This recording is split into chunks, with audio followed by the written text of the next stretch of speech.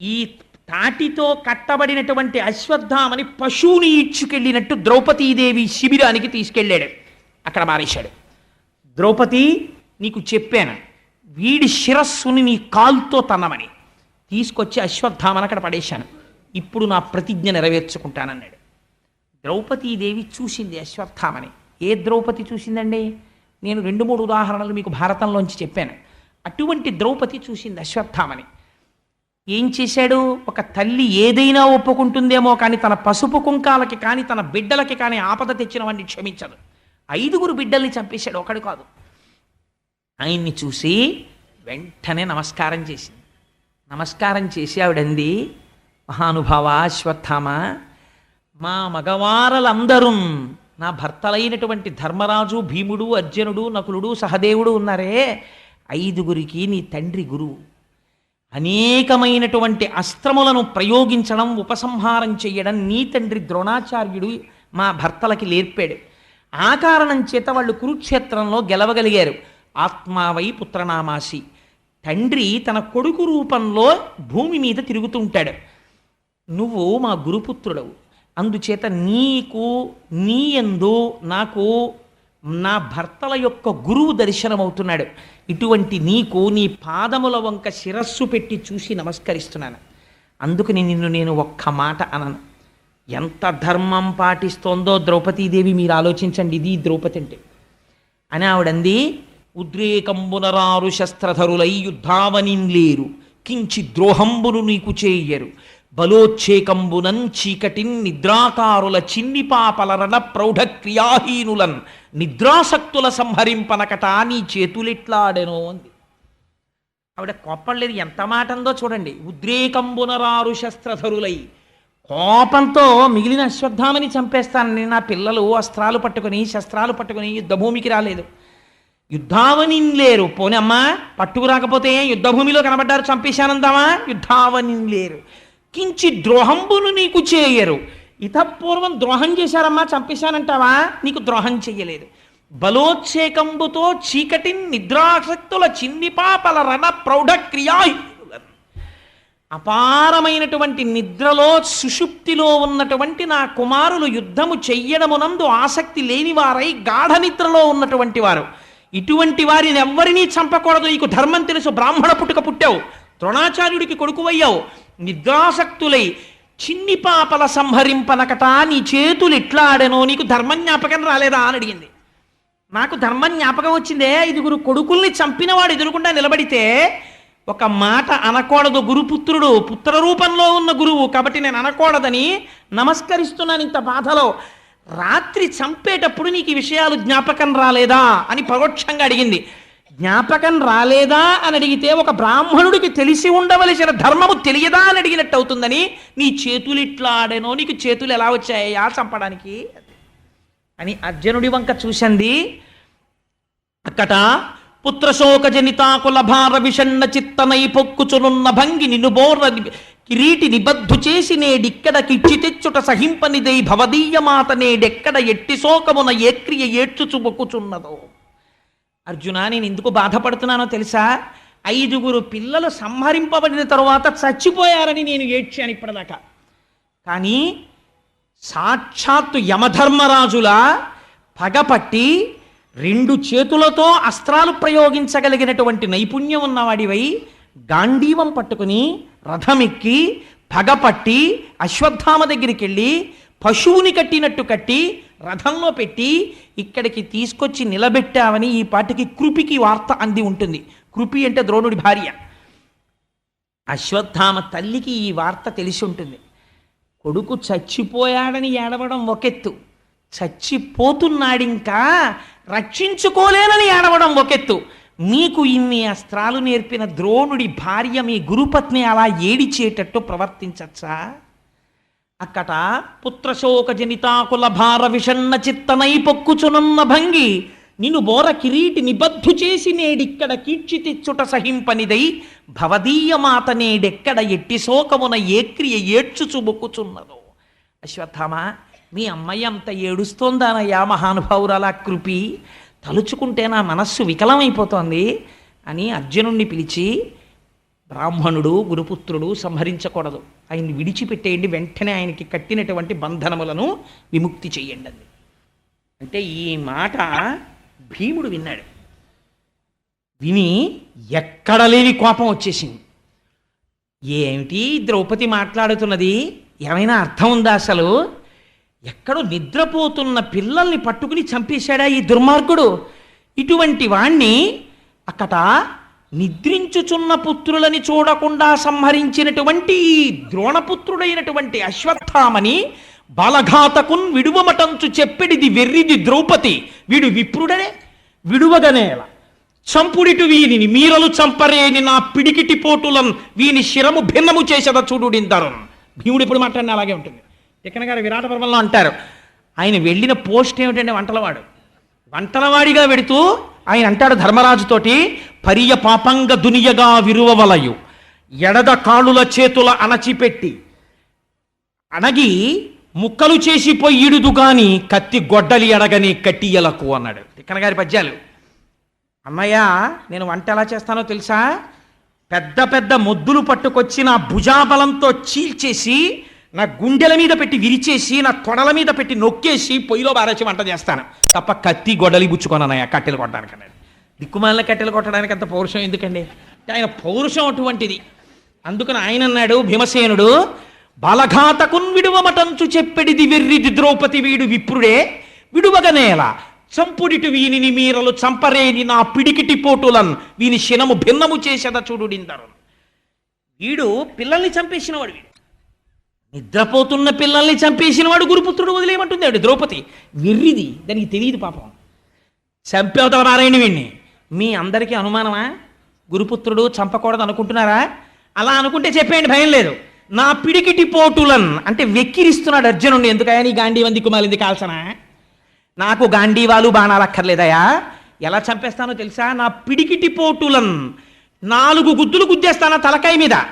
తలకాయలు కదా కోసేశాడు, తలకాయ ముక్కలైపోతుంది. చూతురు కానీ చూడండి, మీరు చంపుతారా నేను చంపేనా అన్నాడు. అంటే ఇప్పుడు మాట్లాడడం ధర్మరాజుకు కూడా కష్టమే. భీముడికి ఆగ్రహం వచ్చేస్తే కృష్ణుడు అన్నాడు, అర్జున నేను నీతో ఒక మాట చెప్తాను, చాలా జాగ్రత్తగా విను. నేను చెప్తున్నటువంటి మాటని. అవ్యుడు కాడు శిశుహంత దురాత్మకుడు అతతాయి. కృష్ణుడు మాట్లాడితే ఎలా ఉంటుందో భాగవతంలో మీరు చూడాలి. ఆ అంధీకరించినటువంటి పోతనగారి పాదపద్మములకు శిరస్సు ఉంచి నమస్కరించాలి మహానుభావుడు. అవ్యుడు కాడు శిశుహంత దురాత్మకుడు అతతాయి, బ్రహ్మబంధుడది తప్పదు నిక్కము, బ్రాహ్మణోన హంతవ్యమటంచు వేదము పలికెడు, కాన ధర్మబుద్ధి కర్తవ్యము వినికాచుట యథాస్థితి చూడుము పండవోత్తమ అన్నాడు. అర్జున నేను నీకో మాట చెప్తాను. నువ్వు ప్రతిజ్ఞ చేశావు. ఏమని ప్రతిజ్ఞ చేశావు? ఎవడు ఉపపాండవుల్ని సంహరించాడో వాడి తల కత్తిరించేస్తానని ప్రతిజ్ఞ చేశావు. నేనంటున్నాను, అవ్యుడు కాడు శిశుహంత దురాత్మకుడు అతతాయి, వీణ్ణి క్షమించవలసినటువంటి పని లేదు. ఒక పెద్ద బిరుదిచ్చాడు కృష్ణ పరమాత్మ, అతతాయి. అతతాయి అంటే ఇల్లు కాల్చేసేవాడు, విషం పెట్టేవాడు, హత్యలు చేసేవాడు, ఇలాంటివన్నీ అతతాయి అని పిలుస్తారు. బుద్ధినందు కలిగేటటువంటి ఆ ఉద్రేకాన్ని అణుచుకోకుండా ధర్మాధర్మ విచక్ష లేకుండా ప్రవర్తించేవాడు. అటువంటి ఆతతాయి హంతవ్యుడు, కాబట్టి చంపేవతల పారేయచ్చు. కానీ బ్రహ్మబంధుడది తప్పదు నిక్కము. ఆయన బ్రాహ్మణుడు, అది నిజం. ద్రోణాచార్యుడి యొక్క కొడుకు. బ్రాహ్మణోన హంతవ్యమటంచు వేద విదితంబగు. వేదం ఏం చెప్తోంది? బ్రాహ్మణుణ్ణి చంపకూడదని చెప్తోంది. వేదం ఎవరు చెప్పారండి? వేదం ఎవరు రాయలేదు. ఎవరు చెప్పారు? ఈశ్వరుడి యొక్క పలుకే వేదం. అందుకే శృతి, దాన్ని ఎవరు రచించలేదు. వేదం అపౌరుషేయము. కాబట్టి ఎవరు చెప్పారు? కృష్ణుడే చెప్పాడు, ఈశ్వరుడు కాబట్టి. కాబట్టి నేనేం చెప్పాను? బ్రాహ్మణుణ్ణి చంపద్దని చెప్పాను. నేను ఇప్పుడు ఏం చెప్తున్నాను? వీడిని చంపేయమని చెప్తున్నాను. ఎందుకు చెప్తున్నాను? ఆతతాయి చంపేయమన్నాను. బ్రాహ్మణోన హంతవ్యమటంచు వేద విదితంబగు. నేనే వేదంలో చెప్పాను. ఏమని చెప్పాను? ఎన్ని తప్పులు చేసినా బ్రాహ్మణుణ్ణి చంపకూడదని చెప్పాను. కాబట్టి అర్జున నువ్వేం చేస్తావో తెలుసా? ధర్మబుద్ధి కర్తవ్యము విని కాచుట. ఆతతాయి కాబట్టి చంపేయాలి, బ్రాహ్మణుడు కాబట్టి క్షమించాలి, చంపకూడదు. అది నేనే చెప్పాను, ఇది నేనే చెప్తున్నాను. ఈ రెండు నేనే చెప్పాను. కర్తవ్యము వినికాచుట యథాస్థితి చూడుము పాండవోత్తమ, ఇప్పుడు ఏం చేయాలో అది నువ్వు చెయ్యి అర్జున అన్నాడు. ఏమిటండి ఈ మాట, ఈ పద్యం ఏమైనా అర్థం ఉందా అసలు? ఈ వెంటనే అర్జునుడు ఏమన్నారు, ఏమండే మాస్టర్ మీరు ఏదైనా మాట్లాడితే ఏదో ఓటు మాట్లాడండి, చంపే అనైనా చెప్పండి, సంపద్దు అనైనా చెప్పండి, మాకు మీరంటే గౌరవం. సంపద్దు అంటారా, వదిలేస్తాను అశ్వత్థామని. చంపేయి అంటారా, చంపేస్తాను. బ్రాహ్మణోన హంతవ్యము సంపద్దని నేనే చెప్పాను, ఆతతాయి చంపేమని నేనే చెప్తున్నాను. ఏది చెయ్యాలో అది చెయ్యటేమిటి మరి? అలాంటప్పుడు ఈ రెండు చెప్పడం ఎందుకు అనాలి అర్జునుడు. ఈ మాటలు కృష్ణ పరమాత్మ చెప్పిన తర్వాత అర్జునుడు ఏం చేశాడోట తెలుసా అండి? ఏమి రచనండి పోతన గారిది. విశ్వస్తుత్యుడు చక్రశూరుడు మహావీరుండు ఘోరాసిచే అశ్వత్థామ శిరోజముల్ తడిగి చూడాంతర్మహారత్నమున్ శిశ్వత్కీర్తి వెలుంగ పుచ్చుకొని పాశవ్రాత బంధంబులన్ విశ్వాసంబున ఉచ్చిత్రోచ శిబిరోర్వీ భాగంబునన్ బాసిపోన్నన్నారు. విశ్వస్తుత్యుడు లోకమంతటి చేత స్తుత్యుడు ప్రశంసింపబడినవాడు. విశ్వం శ్రీ మహావిష్ణువు యొక్క పేరు. నారాయణుడు సంతోషించేటట్టు ప్రవర్తించగలిగిన ప్రవర్తన ఉన్నవాడంటే ధర్మములో ప్రవర్తిస్తున్నాడు ఇవాళ అర్జునుడు. ఎలా ప్రవర్తిస్తున్నాడు? బ్రాహ్మణ కుమారుడు చంపకూడదు, ఆతతాయి చంపేయాలి. ఇప్పుడు చంపకూడదు చంపాలి రెండు వచ్చాయి కాబట్టి చంపినంత పని చేసి చంపకుండా వదిలేయాలి, అది దాని అర్థం. కాబట్టి ఏం చెయ్యాలి? పూర్తి ముండనం చేసేయాలి. బ్రాహ్మణుడై ఉండి పిలక లేకుండా ముండనం ఎలా చేసేస్తారు? బ్రాహ్మణుడిని గుర్తేమిటి? శిఖ ఉండాలి. చిన్న జుత్తైనా ముండనం చేయించుకునేటప్పుడు పిలక ఉంచుకొని ముండనం చేయించుకోవాలి. ఆ తర్వాత కొంచెం పెరిగిన తర్వాత కలిసిపోతే వాడి దోషం కాదనుకోండి. అందుచేత చిన్న పిలకుంచుకుని ఉండనం చేయించుకోవాలి, అంతేగాని పూర్ణముండనం చేయించుకోకూడదు. అందుకని పూర్ణముండనం చేసేయాలి. చేసేస్తే వాడు చచ్చిపోయినట్లు లెక్క. అందుకని చెప్పి ఇప్పుడు ఏమైంది? విశ్వస్తుత్యుడు చక్రశూరుడు మహావీరుండు ఘోరాసిచే ఒక కత్తి ఒకటి తీశాడు. తీసి తనంత తాను తన తేజస్సు పోగొట్టేసుకున్నాడు అశ్వత్థామ. ఎప్పుడు పోగొట్టేసుకున్నాడు? ఉపపాండవుల్ని ఎప్పుడైతే ధర్మం తప్పి చంపాడో అప్పుడే కాంతిహీనుడైపోయాడు. ఇప్పుడు కొంత కాంతి ఇంకా మిగిలింది. ఎందుకు మిగిలింది? పుట్టుక చేత అశ్వత్థామకి శిరస్సు మీద ఒక మణి ఉంది. ఆ మణి కాంతి శరీరం అంతా కొడుతోంది. ఇప్పుడు చంపినంత పని చేసి చంపకుండా వదలాలి. అలా వదలడంలో ధర్మం ఉంది. ఇప్పుడు ఈ ధర్మాన్ని పాటిస్తున్నాడు. అందుకని విశ్వస్తుత్యుడు. ఎంత గొప్ప మాట చూడండి. పొగిడాడా కృష్ణుడు? పొగడక్కర్లేదు, లోపల పొగుడుకుంటున్నాడు. నా దగ్గర ఏమి ధర్మాన్ని నేర్చుకున్నాడు రా నా శిష్యుడు. కృష్ణం వందే జగద్గురుం అంటే భగవద్గీత చెప్పాక ఏమర్థమైనట్టు అర్జునుడికి? విశ్వస్తుత్యుడు చక్రశూరుడు మహావీరుండు తలుచుకుంటే చంపగలిగిన వాడు శత్రువుని. చంపలేదు. ఘోరాసిచే ఒక కత్తిని పైకి తీశాడు. ఇది ఘోరాసి, సామాన్యమైంది కాదు. ఎంతమంది నెత్తురు తాగిందో ఆ కత్తి. అటువంటి కత్తిని ఇవాళ దేనికి వాడుతున్నాడు? రక్తం కళ్ళ చూడవలసిన వాడిని రక్తం చూడకుండా అతి హేయమైనటువంటి క్షురక వృత్తికి వాడుతున్నాడు. దేనికోసం? ధర్మం కోసం. ఘోరాసిచే అశ్వత్థామ శిరోజముల్ తరిగి, అశ్వత్థామకున్న జుత్తంతా తీసవతల పారేశాడు. చూడాంతర్మహారత్నమున్ శశ్వత్కీర్తి వెలుంగ పుచ్చుకొని ఆ తలలో ఉన్నటువంటి మణిని ఊడబెరికి తను గుచ్చేసుకున్నాడు. బంధంబులం విశ్వాసంబున ఊడ్చి త్రోచే. ద్రౌపదీదేవి చెప్పింది కదా, నువ్వు ఎప్పుడైతే అశ్వత్థామని బంధించి తీసుకొచ్చావో నినుబోర కిరీటి నిబద్ధు చేసి నేడిక్కడకిచ్చి తెచ్చుట సహింపని దైభవదీయ మాత నేడెక్కడ ఎట్టి శోకమున యక్రియ ఎచ్చుచు బొక్కుచున్నదో బంధనాలు విడిపించమంది.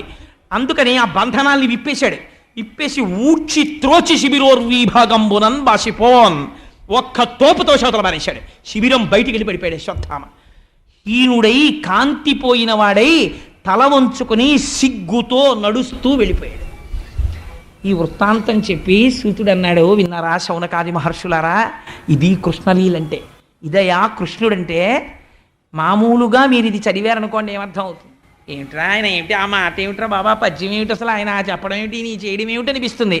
ఏ కృష్ణ పరమాత్మ దగ్గర కూర్చున్నాడో అర్జునుడు, ఆయన అనుగ్రహము కలగడం చేత ధర్మం అంటే ఏమిటో తెలిసింది. ధర్మం అంటే ఏమిటో తెలిసినటువంటి కారణం చేత ధర్మో రక్షతి రక్షిత, ధర్మాన్ని రక్షించమనడం అంటే అర్థం ఏమిటో తెలుసా అండి? ధర్మాచరణము చెయ్యడమే. ధర్మం తెలుసు కానీ ఆచరించాడు. ఎందుకు ఉపయోగం ఏముంది? రావణాసుడికి ధర్మాలన్నీ తెలుసు కానీ ఏది ఆచరణ చెయ్యడు. ఏమిటి ఉపయోగం? రాముడు ధర్మాన్ని ఆచరణలోకి తీసుకొస్తాడు. ఆచరణలో పెట్టడమే రక్షించడం అంటే. ధర్మో రక్షతి రక్షిత, ధర్మస్వరూపమే భగవానుడు. నీవు నీ ధర్మమును కాపాడుకుంటే, నీ ధర్మాన్ని నువ్వు అనుష్ఠిస్తే ఈశ్వరుడు నిన్ను రక్షిస్తాడు. ఈశ్వరుడు చూడటం లేదు కదా అనుకుని ధర్మాన్ని తుంగలో తొక్కి నువ్వు నీ భోగాన్ని చూసుకుంటే నీ అధర్మము నిన్ను కాల్చేస్తుంది. అంటే ఈశ్వరానుగ్రహాన్ని నువ్వు పొందలేవు. పాండవుల యొక్క వంశాన్ని తీసేశానని అశ్వత్థామ అనుకున్నాడు. ఇప్పుడు అర్జునుడి ధర్మాన్ని చూసి, ద్రౌపదీదేవి ధర్మాన్ని చూసి పాండవుల వంశం ఎలా నిలబెట్టాలో ఈశ్వరుడికి తెలుసు. ఇలా నిలబెట్టడం నీ చేత కాదు, ఈశ్వరుడు నిలబెడతాడు. ఎలా నిలబెడతాడో వెంటనే చెప్పేస్తారు వ్యాసుల వారు. ఇది చెప్తున్నాడు శూతుడు శౌనకాది మహర్షులతో. ఇది విన్న తర్వాత ఈశ్వరుడి మీద ఎందుకు కలగదండి ధైర్యం, ఎందుకు కలగదండి పూనిక? ఈ పూనిక నీకు కలగడానికి భాగవతం. ఎన్ని జన్మల తర్వాత భాగవతం వింటేనో ఈ అదృష్టం కలుగుతోందయా, భగవంతుడి మీద భక్తి కలుగుతోంది. లేకపోతే మనస్సు ఇంతకాలం స్వేచ్ఛా విహంగంలా తిరిగింది, మళ్ళీ ఇటువైపుకు తిప్పగలుగుతోంది భాగవతం. అందుకని భాగవతం నిగమకల్పతరోర్గలితం ఫలం శుకముఖదామృతద్రవ సంయుతం పిబత భగవతం రసమాలయం ముహురహో రసికా భవిభౌకాహ. ఈ ఉప పాండవుల యొక్క పార్థివ శరీరాల్ని తీసుకెళ్లారు, దహనక్రియను ఆచరించారు. ఆచరించి అమ్మ బాబోయ్ దహనక్రియలు పూర్తి చేసేసి వాళ్ళందరూ కూడా గంగానదిలో స్నానం చేశారు. ఏడుస్తూ వాళ్ళందరూ తిరిగి వెనక్కి వచ్చేసారు. వెనక్కి వచ్చేసి శోకిస్తూ ఇంకా ఉప పాండవుల్ని తలుచుకుని బాధపడుతున్నారు. కాలం అనేటటువంటిది ఎంతటి బలవత్తరమైన స్వరూపముతో ఉంటుందో వ్యాసుడు అంటాడు. వ్యాసుడంటే నారాయణుడు అన్నట్టే. కాలోహి బలవాన్ కర్త సతతం సుఖదుఃఖయో నరాణాం పరతంత్రాణం పుణ్యపాపానుయోగత. మీకు కాలం అంటే ఎలా ఉంటుందంటే ఎంత విచిత్రంగా ఉంటుందో తెలుసా అండి? మా దొరగారికి నేనంటే ఎనలేని ప్రేమ. మొన్నటి రోజున ఒక ప్రసంగం చేసి ఇంటికి వెళ్ళిపోతే మా దొరగారు అన్నారు, కోటేశ్వరారు ఇంకొక 2 రోజుల్లో భాగవతం మొదలెడుతున్నారు, 40 రోజులు మోగాలి కదండి ఆ కంఠం, కొంచెం శ్రద్ధ పెట్టండి కోటేశ్వరారు, ఈ 2 రోజులు ఉపన్యాసాలకని వాటికని వీటికని తిరక్కండి, కాస్త 2 రోజులు విశ్రాంతి తీసుకోండి అన్నారు. అయ్యో తప్పకుండా దొరగారు, ఎక్కడికి వెళ్ళను, ఆఫీస్కి వెళ్ళి ఇంటికి వచ్చేసి మౌనంగా ఇంట్లో కూర్చుంటానండి అన్నాను. ఇంత చెప్పి మర్నాడు సాయంకాలం ఇంటికి వచ్చాను. వచ్చేటప్పటికి ఫోన్ వచ్చింది మా అబ్బాయి నుంచి. చాలా అకస్మాత్తుగా, ఎన్నడూ అడిగిన వాడు, నాన్నగారు మీరు అర్జెంటుగా బయలుదేరి పాండిచేరి వచ్చేయండి అన్నాడు. ఎక్కడ పాండిచేరి అండి? చెన్నైకి 200 కిలోమీటర్ల అవతల ఉంది. వెంటనే అలా ఉన్నవాడిని ఉన్నట్టు బయలుదేరిపోయి, అంటే వాడికి ఏం ప్రమాదమో ఏదో రాలా, అదొక అభ్యున్నతికి సంబంధించి ఒక మంచి విషయం మీదే వెళ్ళవలసి వచ్చింది. వెంటనే బయలుదేరి అలా వెళ్ళి బస్ స్టాండ్కి రిజర్వేషన్ ఉందా అని అడిగితే 11 గంటల బస్సుకు కూడా లేదు, 9:30 బస్సుకు ఒకే సీటు ఉందన్నాడు. 9:30 బస్సుకి నేను టికెట్ కొనుక్కునేటప్పటికి 8:15 అయింది. జేబులో డబ్బులు లేకపోతే సెల్లోంచి మా ఆవిడకు ఫోన్ చేసి డబ్బట్టుకు రమ్మని టికెట్ కొనుక్కుని ఇంటికి వచ్చి గబగబా కాస్త పెరుగన్నం తినేసి వెంటనే లేచి 2 ప్యాంట్లు చొక్కాలు పెట్లో పడేసుకుని వెళ్ళి బస్సు ఎక్కేసి 3 గంటలకి విజయవాడలో దిగి రిక్షా ఎక్కి స్టేషన్కి వెళ్ళేటప్పటికి Charminar express is ready to leave from platform number 6 అన్నాడు. కప్పు కాఫీ లేకుండా టికెట్ కొనుక్కొని అడ్డంగా ట్రాక్కి పరిగెత్తి రైలు ఎక్కితే 12:30కో 1 గంటకో వెళ్ళింది. జనరల్ కంపార్ట్మెంట్ జనంతో నిండిపోయి చలిగాలికి కిటికీలు వేసేస్తే 100 మంది ఎక్కే బోగీలో 500 మంది ఎక్కితే 350 మంది చలి నుంచి రక్షించుకోవడానికి బీడీలు కాలిస్తే 350 మంది విడిచిపెట్టిన ఎంగిలి పొగ 6 గంటలు పీలుస్తూ వెళ్ళి చెన్నైలో దిగి వెంటనే అక్కడి నుంచి 200 కిలోమీటర్లు మళ్ళీ ప్రయాణం చేసి పాండిచ్చేరి వెళ్ళి 20 నిమిషాలు వెళ్ళిన పని ఒక ఆయనతో మాట్లాడవలసింది మాట్లాడి మరునాడు తెల్లవారుజాము 4 గంటలకు బయలుదేరి మళ్ళీ బస్సు ఎక్కి చెన్నై వచ్చి ట్రైన్ టైం అయిపోతుంది, ట్రైన్లన్నీ వెళ్ళిపోయాయని మళ్ళీ ఇంకో బస్సు ఎక్కి నెల్లూరు వచ్చి సాయంకాలం పినాయికిని ఎక్కి బెట్రకుంట దగ్గర ట్రాక్ రిపేర్ అని 12:20కి విజయవాడలో దిగి గోదావరి జనరల్ కంపార్ట్మెంట్ ఎక్కడానికి కాలు పెట్టడానికి చోట్లేక స్లీపర్ నేను ఎక్కితే నా వెనక 50 మంది ఎక్కితే 50 మందిని ఎవడ ఎక్కించమని నిన్ను దీపమ్మని ఆయన ఏలూరులో దింపేస్తే 2 గంటలు దోమలు శరీరాన్ని పీక్కు తినేస్తే 4ంటికి గౌతమి జనరల్ కంపార్ట్మెంట్ ఒంటికాలు మీద నిలబడి 7:15కి కాకినాడలో దిగి ఇంటికి వెళ్ళి మా దొరగారిని చూసి దొరగారు 2 రోజులు విశ్రాంతి తీసుకోమంటే పూట అన్నం లేకుండా తిరిగారండి, నిద్ర లేకుండా. మీరేమంటారు అప్పుడు? మీ చేతిలో ఉందా? కాలోహి బలవాన్ కర్త సుతతం సతతం సుఖదుఃఖయో నరాణాం పరతంత్రాణం పుణ్యపాపానుయోగత.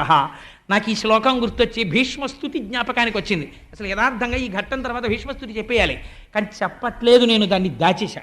ఎందుకో తెలుసా అండి? ఎలాగో అనుకోకుండా భాగవతం ఒక అద్భుతమైన కాలంలో నడుస్తోంది, ఉత్తరాయణ పుణ్యకాలంలో. భీష్మ ఏకాదశి నాడు సాయంకాలం భీష్మాచార్యుల వారి గురించి భీష్మస్తుతి గురించి చెప్తాను. విని మనం తరించిపోదాం ఆ భీష్ముడి గురించి. ఆ రోజున గోపాలకృష్ణ గారు దేవస్థానం పాలక మండలి వారు అద్భుతమైన కార్యక్రమాలు పెడుతున్నారు.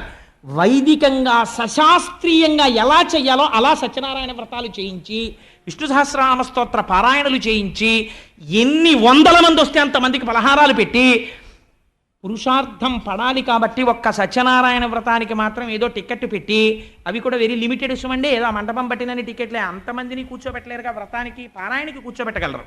అందుకని ఇంత పెద్ద క్రతువు భీష్మే కాల్చినాడు చెయ్యాలనుకున్నారు. ఇంకా చెప్పకండి, ఫైల్ కాన్ఫిడెన్షియల్ అన్నారు. నాకు ఆ మాటకు అర్థం తెలియదు ఇంగ్లీష్లో, అందుకని చెప్పేశాను గోపాలకృష్ణ గారు, నన్ను మన్నించండి, మీరు అలాంటివి చెప్పేటప్పుడు రహస్యం అని చెప్పాలి నాకు.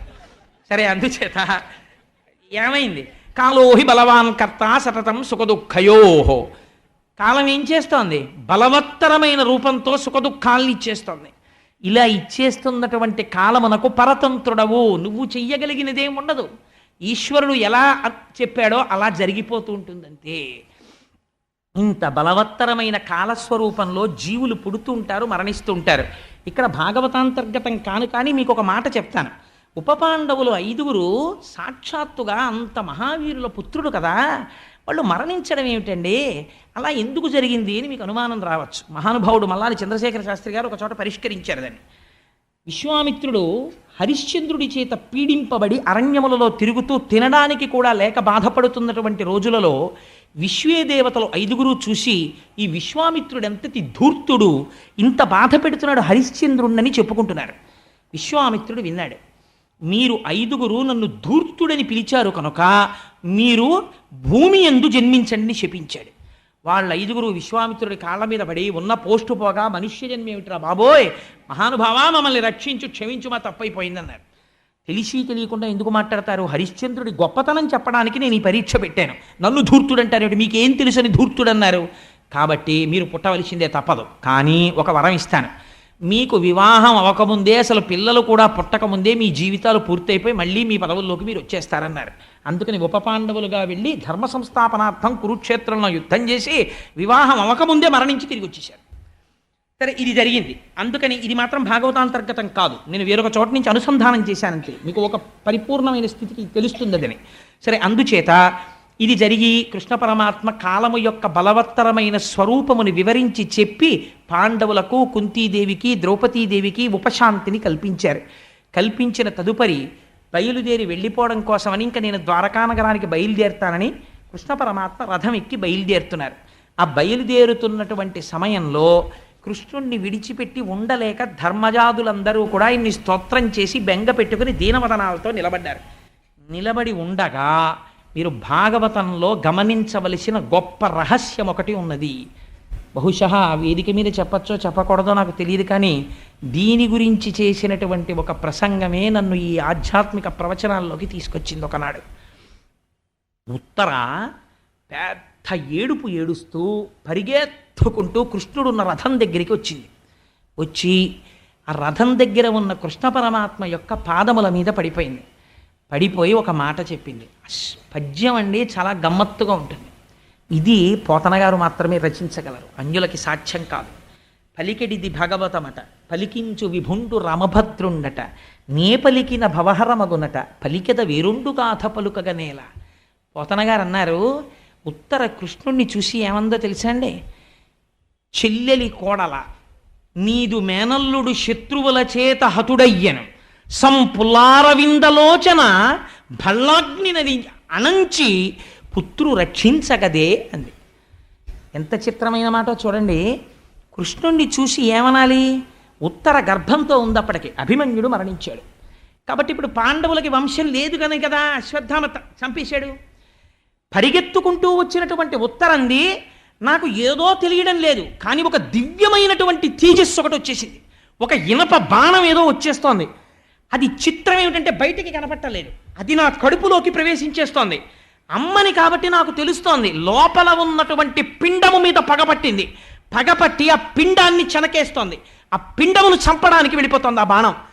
ఇప్పుడు ఆ పిండము కానీ పోయిందంటే నేను తల్లిని, ఆ పిండము చచ్చిపోవడం నేను ఇష్టపట్టలేదు. బయటికి వచ్చిన ఉప పాండవుల కోసం ద్రౌపది ఇచ్చింది, లోపల ఉన్న పిండం పోతోందని ఉత్తర ఏడుస్తోంది. ఇప్పుడు ఆ పిండమును తరుముతోంది ఒక బాణం, అదేమిటో నాకు తెలియదు. కృష్ణ నువ్వు రక్షించు అన్నారు. అనగానే అడగనటువంటి పాండవులు గబగబా చేతిలోకి ధనస్సు బాణాలు పట్టుకున్నారు. ఎవరి మీద వేస్తారు? ఎక్కడున్నాడు బయట శత్రువు? ఉత్తరాగర్భములో ఉన్నాడు. ఇప్పుడు పిండమును నరకడానికని వెళ్ళిపోతోంది బాణం. ఇప్పుడు కృష్ణుడు చూశాడు. ఏమని అడిగిందండి కృష్ణుణ్ణి?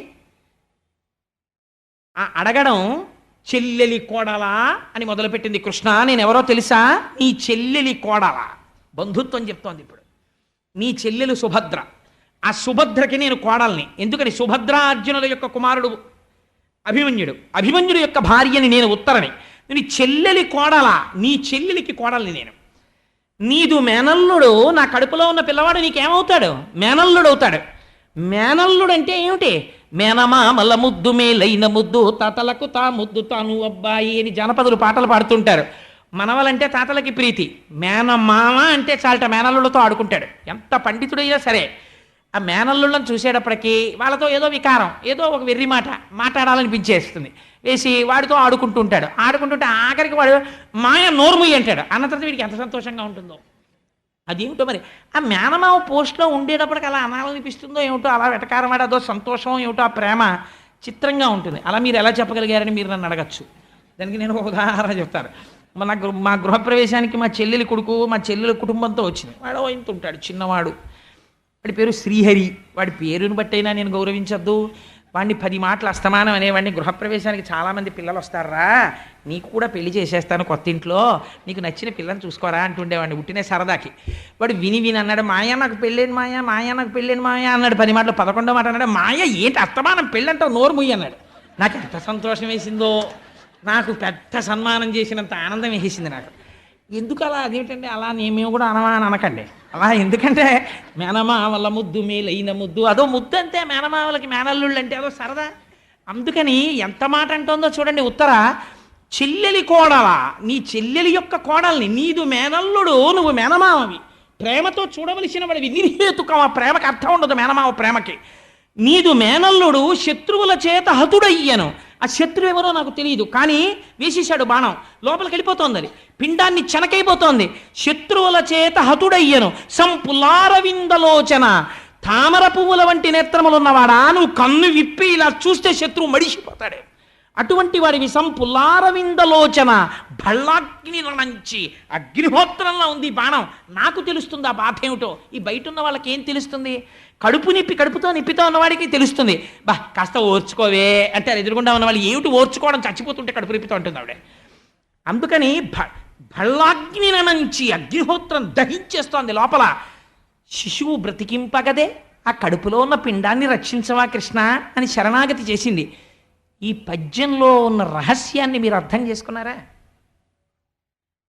నేను త్యాగరాజస్వామి వారి కీర్తనల గురించి తల్లి పెద్దాడ సూర్యకుమారి గారు ఇక్కడ పాడుతున్నప్పుడు వ్యాఖ్యానం చేస్తూ ఒక మాట అన్నా. ఎప్పుడూ ఇలా చేతులు కట్టేసుకుని బిగిసిపోయి భగవంతుణ్ణి చూసి అయ్య బాబోయ్ మీరెంత వారండి బాబు, నేనెంత వారండి బాబు అనడం కాదయ్యా. చిన్న చొరవ ఉండాలి భగవంతుడి దగ్గర. ఉన్నప్పుడే దానికి ఒక పరిపూర్ణత ఉంటుంది ఆ భక్తికి అన్నాను. భగవంతుడితో అనుబంధం పెంచుకోవాలి. ఈశ్వరుడిగా ఈశాన్యంలో ఎందుకు పెడతారో, ఈశాన్యం పూజగదిలో కూర్చుంటే ఏమవుతుందో భాగవతంలో ఇంద్రుడు కానీ, ఇంద్రుడు పరిగెడతాడు బ్రహ్మహత్యాపాతకం పోగొట్టుకోవడానికి ఈశాన్యం వైపు. వృత్రాసుర వధలో ఇంద్రుడు కానీ ఈశాన్యం గురించి. సరే, అందుచేత అలా ఈ పుట్టినటువంటి వాడు ఈశ్వరారాధనం చేసి తరించడానికి తన పూజామందిరంలో పెట్టుకున్నటువంటి మూర్తితో, స్వామితో అనుబంధం పెంచుకోవాలి. అందుకే మన వాళ్ళు స్తోత్రం చేస్తే ఒక మాట చెప్తారండి, భగవంతుడిని నువ్వు చాలా గొప్పవాడి, చాలా గొప్పవాడి, చాలా గొప్పవాడి అని స్తోత్రం చేయడం కాదు. ఎంత మాట అన్నారంటే, త్వమేవ మాతా చ పితా త్వమేవ త్వమేవ బంధుస్య సఖా త్వమేవ త్వమేవ విద్యా ద్రవిణం త్వమేవ త్వమేవ సర్వం మమ దేవదేవ. ఈశ్వర నువ్వెవరివో తెలుసా? త్వమేవ మాత, మా అమ్మవి నువ్వే. పితా త్వమేవ, మా నాన్నగారు నువ్వే. మా బంధువులు నువ్వే. మా స్నేహితులు నువ్వే. మా డబ్బు నువ్వే.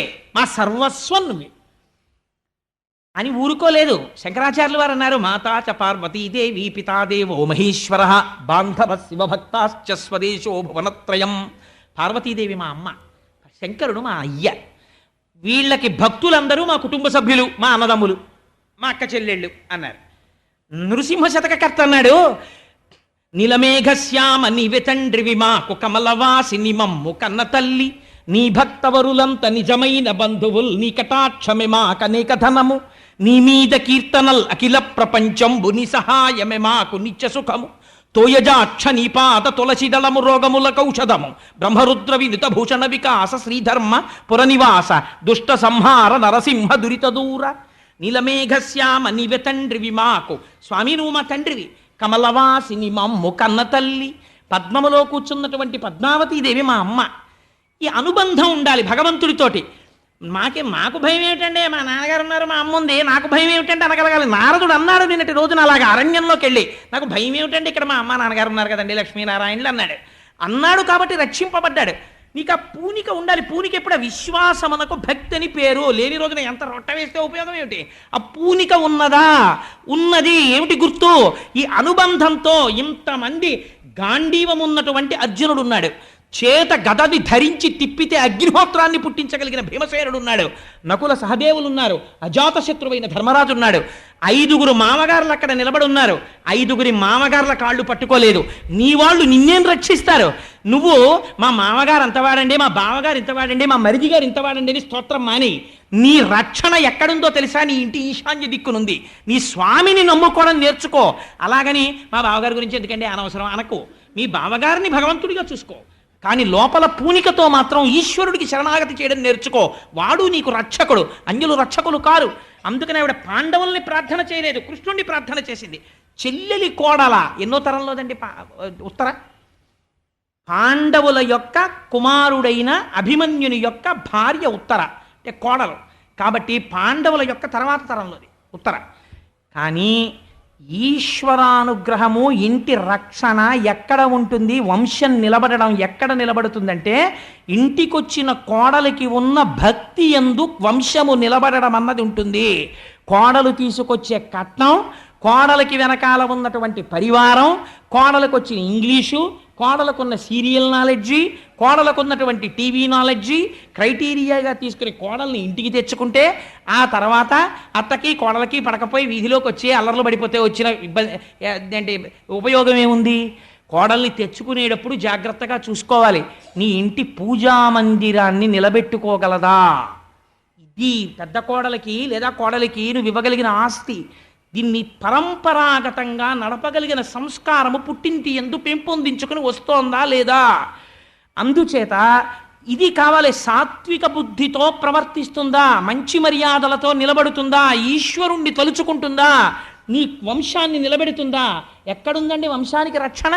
అందుకని కృష్ణుడి పాదాల మీద పడి నీదు చెల్లెలి కోడల, నీ మేనల్లుడు శత్రువుల చేత హతుడయ్యను, సంపులారవిందలోచన భల్లాగ్నినంచి శిశువు బ్రతికింపగదే అంది.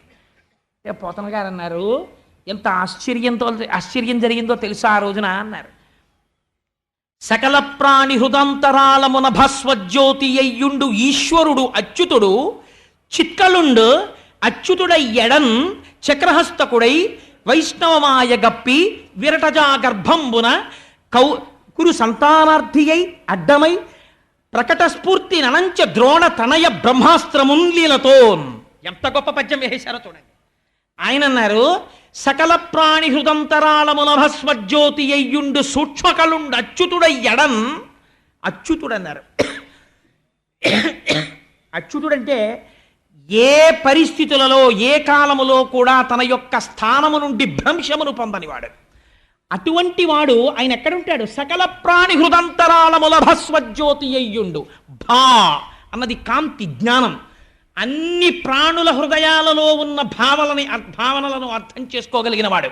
ఇంతమంది మామగారులు ఇక్కడున్నా రక్షించడం అన్నది మాత్రం ఆయన నుంచే రావాలి. వీళ్ళు రక్షించిన ఆ రక్షణ శక్తి ఈయన నుంచే అక్కడికి వెళ్ళి ఇక్కడికి వస్తుంది. ఓవర్ హెడ్ వాటర్ ట్యాంక్లో నీళ్లుంటే పంపులోంచి వస్తాయి. పంపు నీళ్ళు అక్కడ లేకపోతే పంపులోంచి ఏమొస్తాయి? అందుకని ఇక్కడి నుంచి రావాలి. ఇక్కడుంది మెయిన్ సెంటర్ అని పట్టుకుంది. ఇది తెలుసుకున్నాడు స్వామి. ఎలా తెలుసుకున్నాడు? సకల ప్రాణి హృదంతరాళముల భస్వజ్యోతి అయ్యుండు సూక్ష్మకళుండు అచ్యుతుడు అంటున్నావేమో. సూక్ష్మకళుండు మంత్రపుష్పం చెప్పేసింది. నీవారసూకవత్తన్వి పీతాభాస్వత్యనూపమా. వడ్డుగింజ పెట్టుకుని ఇలా గీరితే మొన ఎంత ఉంటుందో అంత ఇక్కడ ప్రకాశిస్తుంటాడు. సూక్ష్మకళుండచ్యుతుడై ఎడన్ విరటజాగర్భంబున చక్రహస్తకుడై అంగుష్టమాత్రుడైపోయాడు. బొటన వేలంత వాడైపోయాడు. ఇక్కడ బయట రథం దగ్గర నిలబడ్డాడు. అక్కడ ఉత్తరా గర్భంలోకి వెళ్ళిపోయాడు. బొటన వేలంత వాడై ఉన్నాడు, పట్టు పీతాంబరం కట్టుకున్నాడు, చతుర్భుజుడయ్యాడు, చేతిలో చక్రం పట్టుకున్నాడు, ఒక చేతితో గదని ఇలా తిప్పుతున్నాడు. ఇలా గదని తిప్పుతున్నవాడు ఎంతున్నాడు? బొటన వేలంతున్నాడు. కడుపులో పడుకున్న పిండమేమంటోంది? అమ్మ బాబోయ్, అగ్నిహోత్రం వచ్చేసింది, నన్ను ఇది కాల్చేస్తోంది, నన్ను రక్షించేవాడెవడు, నేను మొరపెడితే ఎవరికి వినపడుతుంది, గర్భంలో ఉన్నాను అని ఏడుస్తోంది. ఈయన ఆ పిండానికి ఎదురొచ్చాడు. ఎవరు వేశాడు? అశ్వత్థామ వేసేశాడు మళ్ళీ బ్రహ్మాస్త్రం. ఎవరిని చంపడానికి? ఇంకా కడుపులో మంట. మిగిలిపోయాడు ఒక్క నలుసు ఉత్తరాగర్భంలో. ఆ పిండము సంహరింపబడాలని వేసేశాడు. వచ్చేసింది లోపల ఉన్న పిండం మీదకి. ఇప్పుడు ఎక్కడికి వెళ్ళాడు కృష్ణ పరమాత్మ? ఉత్తరాగర్భమునందు పెరుగుతున్నటువంటి పిండము యొక్క ముందు భాగమునందు అంగుష్టమాత్రుడై నిలబడ్డాడు. గదని తిప్పుతున్నాడు. చక్రహస్తకుడై వైష్ణవమాయ కప్పి. ఇదో గొప్ప మాట. వైష్ణవమాయని ప్రకటించాడు. ఒక్కసారి తన తేజస్సుని చూపించాడు. ఎక్కడ? ఉత్తరాగర్భంలో. ఎవరికి కనపడుతోంది? పిండమునకు తప్ప ఎవరికి కనపట్టాలా? ఉత్తరకి కనపట్టాలా, పాండవులకి కనపట్టాలా, లోకమునకు కనపట్టాలా. అమ్మ కడుపులో ప్రదర్శిస్తున్నాడు ఈ లీల. తాను బయట అలా నిలబడున్నాడు. చక్రహస్తకుడై వైష్ణవమాయ కప్పి కురు సంతానార్థి అయి అడ్డమై. కురు సంతానం అంటే వేరోట అనుకోకండి. కౌరవులంటే కురువంశంలో వాళ్ళే, పాండవులును కౌరవులు కూడా. అందుచేత కురు సంతానార్థి అయి అడ్డమై పాండవుల వంశము నిలబడడం కోసమని తాను పిండమునకు ఎదురెళ్ళి నిలబడి బ్రహ్మగారి అస్త్రము నుంచి వచ్చినటువంటి తేజస్సుని తన తేజస్సులో కలిపేసుకుని చాలా ఉల్లాసంగా సంతోషంగా పిల్లాడి వంక చూస్తే వాడి ఇంకా సరిగా అమరని 2 చేతులతో ఎంత అందగాడురా, బొట్టన వేలంతున్నాడు, పట్టు పీతాంబరం కట్టుకుని గద తిప్పుతూ చక్రహస్తకుడై మా అమ్మ కడుపులోకొచ్చి అంతటి అగ్నిహోత్రాన్ని తాగేసి నన్ను రక్షించాడా అని స్తోత్రము చెయ్యడము చేతకాని పిండము కనురెప్పలు పైకెత్తి చీకట్లో చూస్తుండగా అంతర్ధానమైపోయాడు. పురు సంతానార్థి అయి అడ్డమై ప్రకట స్ఫూర్తి ననంచ ద్రోణ తనయ బ్రహ్మాస్త్రమున్ లీలతోన్. అశ్వత్థామ చేత విడువబడనటువంటి బ్రహ్మాస్త్రము నుంచి పైకి వచ్చిన అగ్నిహోత్ర జ్వాలలను తాను తీసుకుని బయటికి వెళ్ళిపోయాడు. ఇది సూతుడు చెప్పన్నాడు. చిత్రంగా ఉందా ఈ మాట? అలా ఎలా పుచ్చుకుంటాడు అని అనుకుంటున్నావా? నీకు మొట్టమొదటి చెప్పాను కదా 22 అవతారాలు. 22 అవతారాలలో మొట్టమొదటి అవతారం ఇది. అన్నీ అందులోంచి వచ్చే ఉన్నది నారాయణుడు. అందులోంచి నాభికమలంలోంచి బ్రహ్మగారు వచ్చారు. అందులోంచి పుట్టిన వాడి తేజస్సుని ఎందులోంచి వచ్చాడో అందులోని వాడు పుచ్చేసుకోవడం పెద్ద గొప్ప. పుచ్చేసుకున్నాడయ్యా. అందుకని ఆ తేజస్సుని తనలోకి తీసుకుని వెళ్ళిపోయాడు. ఇది పాండవులు చేయగలరా? కృష్ణుడు చేశాడు. ఎందుకు చేశాడు? ఇప్పుడు అనుసంధానం చేయండి. ద్రోణాచార్యుల వారి కుమారుడైన అశ్వత్థామని రథం మించి దింపగానే కృష్ణుడు అన్నాడు చంపేయి అన్నాడు. అర్జునుడు వెంటనే చంపేసి ఉండుంటే వీడికి నేను 18 అధ్యాయముల గీత చెప్పినా వీడికి అర్థం కాలేదు ధర్మం అంటే ఏమిటో. కాబట్టి నేను ఉత్తరాగర్భంలో ఉన్న పిండాన్ని రక్షించక్కర్లేదనుకున్నాడు. తను చెప్పినా అశ్వత్థామని చంపలేదు. అది ధర్మము కాదు, గురుపుత్రుడు బ్రాహ్మణుడు అని వదిలిపెట్టేశాడు. ద్రౌపది వదిలిపెట్టేసింది. ఈ ధర్మాన్ని తన దృష్టిలో పెట్టుకున్నాడు. ధర్మో రక్షతి రక్షిత. ధర్మమే ఈశ్వరుడు. ధర్మమును పాటించిన వాణ్ణి తాను రక్షించాలి. ఇప్పుడు ఎలా రక్షించాడు? ఎవ్వడూ రక్షించలేని రీతిలో రక్షించాడు. ఇటువంటి రక్షణ ఎక్కడి నుంచి వస్తుంది? ఒక్క ఈశ్వరుడు మాత్రమే చెయ్యగలడు, కృష్ణుడు మాత్రమే చెయ్యగలడు. అటువంటి కృష్ణ పరమాత్మని నమ్ముకున్న వాడికి నీ కోరిక తీరదని ఇంకా నువ్వు అనుమానం పెట్టుకుంటున్నావా? నీ కష్టం తీర్చలేడని నువ్వు అనుకుంటున్నావా? అలా అనుకుంటే ఇంకా నిన్ను మార్చగలిగిన వాడు ప్రపంచంలో ఉన్నాడా? ఉత్తరాగర్భమునందు చనకబడుతున్నటువంటి పిండమును దహింపబోతున్నటువంటి అగ్నిహోత్రమును తన యొక్క తేజస్సులో నింపుకుని రక్షించినటువంటి పరమాత్మ పాదములు స్మరించి కృష్ణాని నోరున్నందుకు అంటే నిన్ను రక్షించడని నువ్వు ఎలా అనుకుంటున్నావు? అందుకని నీ యందు భక్తిని పాదుకొలపగలిగినటువంటి ఒక గొప్ప లీలని ద్రోణతనయ బ్రహ్మాస్త్రమున్ లీలతోన్. ఇది ఎలా చేశాడు? ఆ వెలుతురుని తనలోకి తీసుకోవడం పెద్ద కష్టపడిపోయి అల్లరైపోయి చేయలేదుట.